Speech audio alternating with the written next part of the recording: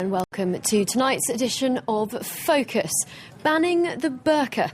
Is it a way to protect women's rights and help immigrants to integrate? Or is it a thinly veiled attack on France's Muslim majority? Well, a parliamentary commission here in France is due to report next Tuesday on whether or not the burqa, that is, the full veil worn by some Muslims, should be prohibited on French soil.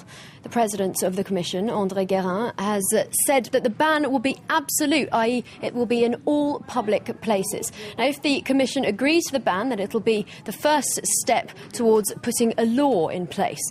Now, France's ruling Conservative Party is basing its arguments for banning the burqa on protecting women's rights. The party argues that what it objects to is the covering of the face. Indeed, the head of the UMP party, Xavier Bertrand, argues that the full veil is a prison for women who wear it. But is a total ban going too far? And anyway, would it even be enforceable? Soraya comes from a French Catholic family. She was 18 when she converted to Islam, and a few years later she decided to wear the burqa. She says it was her own personal decision. When I asked my husband if I could wear the veil, he said he wasn't ready. So I had to wait for my husband to accept the idea of me wearing it. Wearing the veil is not a provocation at all. I hear a lot of this on TV. Muslims do it to provoke us, it's not really Islam. But for one thing, it is part of Islam. All of the Prophet's wives wore it. Since I've been wearing the full veil, I've been feeling more beautiful. I know it's increased my beauty. A French parliamentary commission has been discussing banning the burqa and full-face veils in public places. Their report's due out next week, but the debate's been heated for some time already. On Wednesday, an MP, Jean-François Copé, called for full veils to be outlawed and for a penalty for those who flout the rules. There would be a fine. When police officers see a woman wearing a burqa, she will be ordered to pay a fine. It's as simple as that, no fuss. And make them take it off? No, the idea is to invite the person to do so. They will be fined, of course, but the purpose of this law is to deter them. The burqa is a sensitive issue, and it'll take time before there can be any kind of law against it. In France, only 1,000 women or so wear it, but non-Muslims often get confused and use the word burqa when they actually mean other forms of the veil. The burqa is the most concealing of all Islamic veils. Most wearers live in parts of Afghanistan and Pakistan. The full veil, meanwhile, refers to the niqab, a veil covering the whole face. The garments aren't imposed by the Quran, but they are promoted and encouraged by fundamentalist movements. Those in favour of a total ban say it's simply about respecting a woman's dignity, but for some Muslim associations, a ban could have adverse effects. You'll have many women who will end up stuck at home. So much for women's liberty. The veil liberates her, but she'll end up isolated. Others will consider leaving France for England or other countries. French women will have to leave France because they can't practice their faith. What kind of image is France sending of itself to the world? Those who oppose a ban on the full veil are preparing a counterattack. On the internet, they refer to a 19th century French law, which is technically still in force, forbidding women from wearing trousers. They want to show that many people break the law, often unawares, but it doesn't mean they'll be punished. Well, for more on that, I'm now joined by an MP from France's ruling Conservative Party, Jacques Miard, and by Laurent Chambon, a political scientist. I'd like to go to you first, Mr. Miard. Currently, only about 1,000 women wear the burqa in France, I believe. Does France not have more pressing problems than what some Muslim women are wearing? Why this debate now? Well, if you say this is the only problem in France, I will agree with you. This is not the only problem, as every country is facing more problems than one. But your figure is already wrong, because in fact, few years ago, there were no women wearing burqas or niqab, and today the police have counted them to 2,000. So 1,000 is already double. So it is an increasing phenomenon.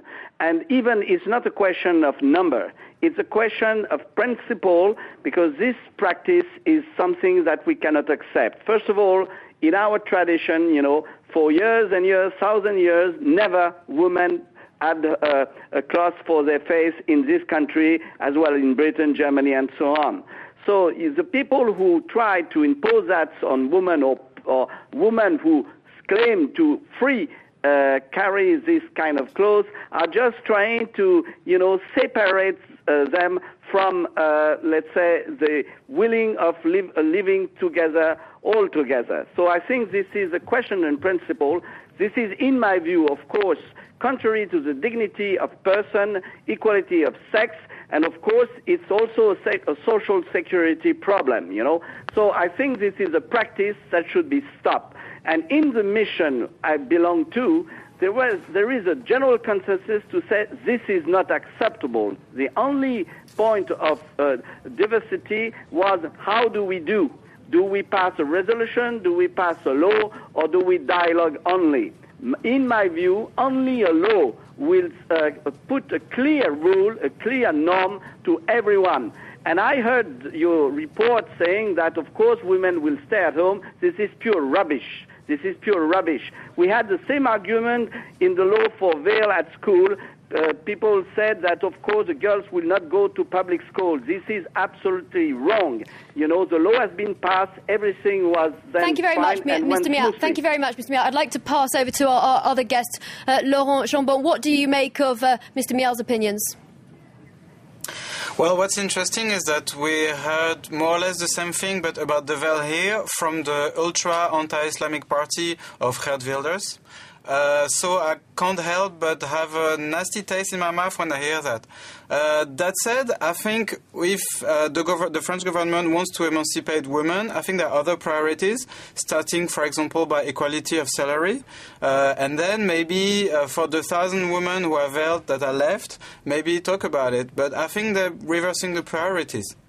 Mr. Miat, what do you think of that? Also, sorry, I'd just like to pass on to Mr. Miat. Mr. Miat, what do you think of that? Don't you think it's more important to provide better education? Might the Muslim community in France not feel sort of persecuted by a law like this? Oh, please, don't speak of persecution. I am the victim. Because women who can't they want to prevent me to see their face, I am the victim. I am the one which is put out of their view, This is absolutely rubbish. Don't say this is persecution. It's only the way that in this country, in our society, for thousands and thousands of years, never women had a cloth on their face. Madame Badinter, who is a feminist, who has been working for years and years for emancipating women, has said it clearly as a woman. So please don't say that we are stigmatizing the Muslim community. This is pure rubbish.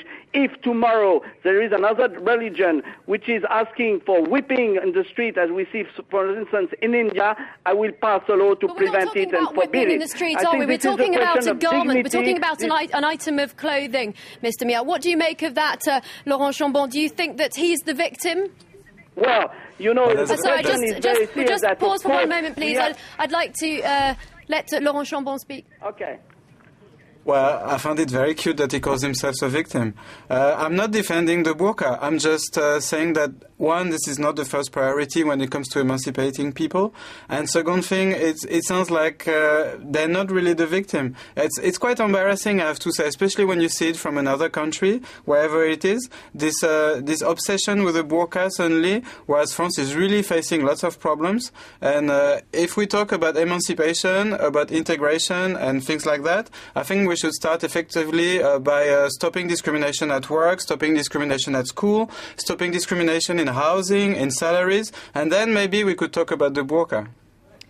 I think it's... Mr. Miat, just one quick question. There was a law passed in 2004 to stop people wearing the burqa and other religious symbols in schools, for example. Is that not enough? Do we really need to stop people wearing what they want on the street? No, because this is something that really offends the huge majority of French women and French men, because I feel as being excluded, because you cannot speak that I am stigmatizing the Muslim, because this is a growing phenomenon. This is a genuine prison for women, and when this young man is speaking of emancipating, this is true that we always need to increase, let's say, the combat against discrimination, but this is a main discrimination on women, and there is a genuine consensus on that in this country. Thank you very much for your opinion. Mr. Chambon, just quickly, do you think that 2,000 women approximately in France wearing the burqa is a growing phenomenon, something dangerous? It might be, but also I've seen a growing phenomenon of fat people, ugly people, people with bad fashion. I didn't hear a law about it, so I think we should stay calm and really concentrate on what's really important. And I don't think it's the burqa. Sorry for that. Mr. Chambon, Mr. Mial, thank you very much for your participation. I'm afraid that's all the time we've got for this edition of Focus. Do stay tuned to France 24.